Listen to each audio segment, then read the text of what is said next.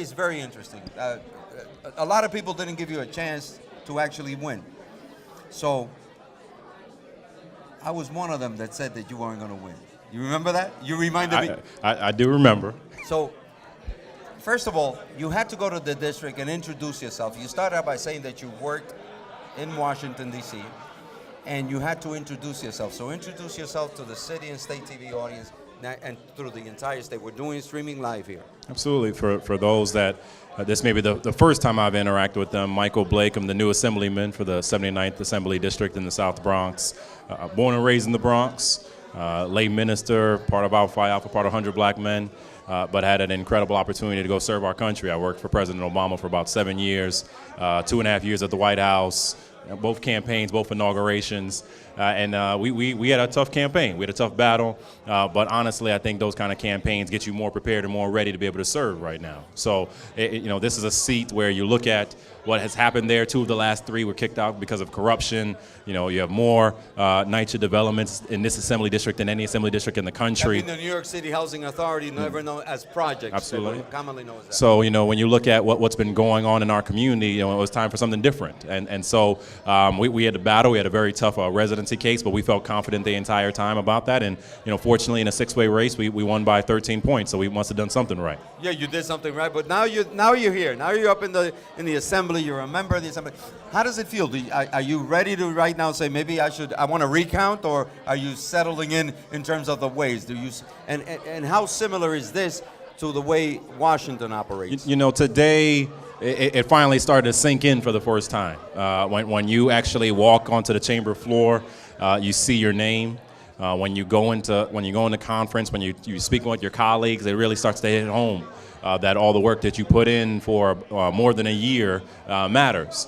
And then tomorrow we get to be on the chamber and make our first votes. It really becomes reflective at that point. So no, I'm excited. I'm excited. We're ready. We have a lot that we're going to be doing for the South Bronx. I think in terms of here versus D.C., obviously there's some significant differences. In D.C., you have a majority in Congress, obviously on the Republican side. They just took back the majority in the Senate side. It's much harder to move forward in that agenda. You have a space here where, Democrats have the majority, a super majority on the Assembly side. You have the governor, and obviously on the Republican side in the state Senate, but it's close enough where you can still engage. So it creates that space and that opportunity. And I think the other significant difference is when you have New York City and you have so many of us that are coming with such a progressive mindset, it creates a space to be able to push forward on that. And I think the important thing that we have to be conscious about, obviously we have the budget that's coming up, but rent laws in June of 2015 are critically important for anyone that cares about what's going on in these communities. That is a game-changing piece of legislation that will be coming up that we need to be cognizant of.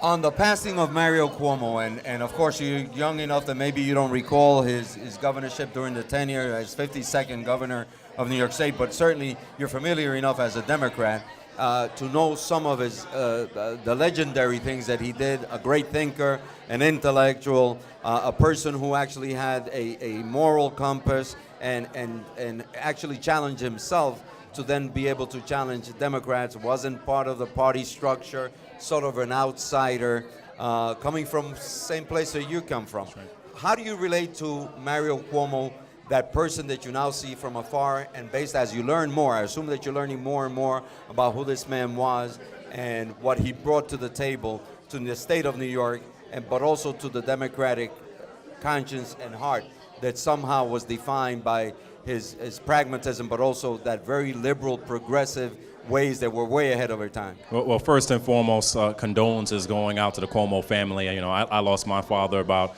a year plus ago, so I understand that difficulty of that journey that you're going through right now. A few different things. First, I had a chance to work for President Obama, which in many ways, I think we can make a very strong argument that, Governor Cuomo gave probably the greatest Democratic convention speech that anyone was talking about until President Obama in 2004.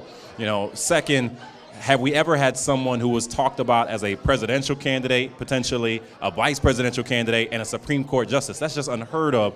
And when you think about the qualifications and the talent for someone to have that. But I think the tangible thing that is the most special to me, which is very different from what we're seeing right now, Governor Cuomo was being asked, pushed, prodded to try to run for president and decided, I can't do that because the budget's not resolved here. had a chance to pursue personal dreams. We all are aware. Plane was ready, merited to submit the papers, and decided the people of New York need me right now. We're not seeing that right now across the country in so many different places. So that's something for us to all appreciate. The Decade of the Child is something that a lot of folks don't talk about. The first family state conference that occurred under Governor Cuomo. Tangible things that happened that we may not be reflecting on in a substantial way that we really need to appreciate. So it wasn't just that he was a phenomenal orator, which we're all aware of. It's that he actually transformed communities for a legacy. And we have to be cognizant and respectful of that, but really respect on the selflessness that he displayed in determining, I'm not going to put my personal ambitions ahead of what the people who need me right now, which is something I think we can all learn from right now in 2015.